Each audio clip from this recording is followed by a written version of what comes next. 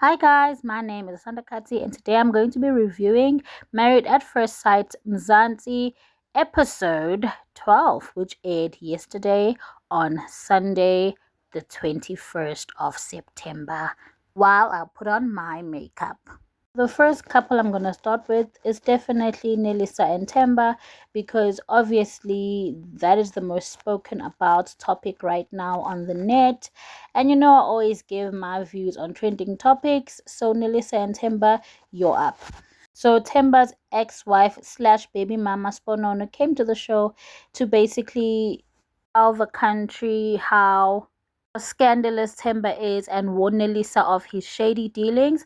According to her, allegedly he left to go and advance his career on Married at First Sight. He was not there to genuinely look for a wife, and she said she's there to warn Nelisa because Timber can't go on with his life hurting people and getting away with it. And the experts did understand Sponono's claims. There were screenshots that were shown that prove indeed that Temba lied throughout the duration of the entire season. Nelisa, though, decided to stick by her man even though she wasn't privy to the screenshots. And she basically understood the gist of the fact that Temba has been lying to her the entire time. And he came into the show with the purpose of advancing his career, not necessarily to fall in love. But unfortunately, he ended up falling for Unelisa and he proceeded to kind of play and string Sponono along with the guys. They're working on their relationship. And he, in the meantime, is busy telling Unelisa they have broken up and they are done, which Makoto did predict. The whole of South Africa was shocked that Nelisa chose to stand by her man's side, irregardless of the obvious disrespect and the lies and the cheating. Especially for a woman at her age, you'd expect her to walk away from such. But Nelisa just sat down next to Temba and held his hand and basically made a fool of Sponono and chose to stick by her man. Nelisa is obviously so desperate for marriage that she'd rather choose Delulu as her Solulu instead of walking away from this obviously tumultuous, toxic man. She would rather stick around and be lied to for her entire life or the duration of her marriage, allegedly. Now we're going to Porsche and Bongani. I believe that Porsche is trying a bit too hard to keep on instilling the fact that she was not interested physically in her husband, what's his name? Bongani, even though she is now choosing to let the marriage work. And I believe the reason why she's actually doing this is so that when Bongani plays back the clips of her basically dissing him to her friends, e.g. Makoto, and basically saying that she's keep on repeating on screen how much she's not physically attracted to Bongani. She wants to do damage control now because she's now falling in love with him. And when the show is over, Bongani is gonna now see what has his wife been saying about him all this time. So I believe that she's trying to save face. When Bongani actually finds out and sees what he has been saying, there's a softer landing. She's trying to basically mentally prepare him that no, man, in the beginning I wasn't into you and it's going to play out in the show. So I'm gonna tell you as much as possible so that it's ingrained in you, and that when you actually see the episode you realize now I'm not there anymore. Now I'm in love and now I am trying to be attracted to you. The only thing I'm wondering is if they've been intimate, yes or no. I think that's what we all know. We all want to know. But what I found out yesterday is the fact that they're as much as we are seeing 12 episodes, Tina, they've only been in that house for 1 month, and it's too soon to sleep with anyone within a month's time, if you're being honest. So I do forgive Portia for not being intimate with Bongani and just giving it time to, let the emotional connection build before the physical connection starts, which I think is very responsible and smart of her. And especially because she's a woman that's been married before.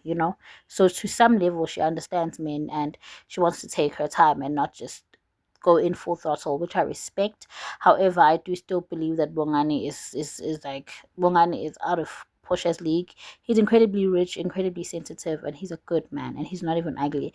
And Portia just keeps on pushing him away as if she's the Beyonce in the relationship. Newsflash, Portia, you're only the Beyonce in the air, honey. In the ground, you're like everybody else, and Bongani is 100% that guy. And any woman would love to have him. Then it is Nkululeko and Makoto. They're finally saying their goodbyes. They're finally going back to their normal routines. Episode 12 basically is the last dinner. The last dinner for the couples. So because it's the last dinner for the couples, Nkululeko basically threw a little party, not a party, what's this? A little picnic, a romantic indoor picnic for Makoto. And he basically asked her to be his girlfriend, Mshela. And Makoto was like, she'll give him the answer after a week. And I believe that she's playing hard to get because number one, she doesn't want Kuleleko in a real way. I feel like she's looking for a masculine guy, and Kuleko's not that dominant one. And two, even from the beginning, she was not interested. I feel like Makoto feels like Kuleko is manipulative because once she said that before. And another thing, guys, I really trust a woman's intuition. Like, a woman's intuition is, for me, is usually spot on, and the cameras don't know, then the cameras are not always there, so we don't get to see Uncle Lego off camera. She does. So my thing is this, men are very manipulative, we know that, and they're very performative. So I'm just saying, like, how everyone is just going on and on and on about Makoto being a terrible partner, etc. We don't know what happens behind closed doors. We really just don't see it.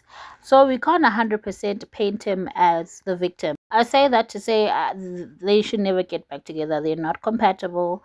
Makoto is obviously the leader, and she's also obviously not innocent either, but it's just like, I feel like they're just very incompatible, and because they're incompatible, one is trying to change the other and the other is rebellious, and that's the issue. It's just two very incompatible people trying to make the other become what they need them to be in order for them to be happy in this marriage, but it's never going to happen because they're just not meant to be. And then lastly but not least, it's Bissa and Debo. Ugh, guys, you know what? They didn't even show this episode because they separated on the 11th episode. However, when we looked at what's coming next, what's up next, when we basically were looking at what's coming next, it showed Ugutu Palesa and Utemba will basically be there at the final ceremony, and they were still fighting. Upalesa basically was still calling Utemba a princess, and Utemba was basically putting it in her face she didn't get to meet his mother. And I think Utemba is so narcissistic, guys. I think he's so evil, because what did Balesa say to him that was that bad? Ever since the period started, the season started, he has been like really, really mean to her, in the sense you would say he's been leading her on, knowing deep down he has no desire to further the relationship. And luckily my girl Balesa is very smart, and she's the type of girl that listens to her intuition. So she was like, okay, I see that you don't want me, so I'm going to leave, and I respect her decision. You guys for watching. Goodbye.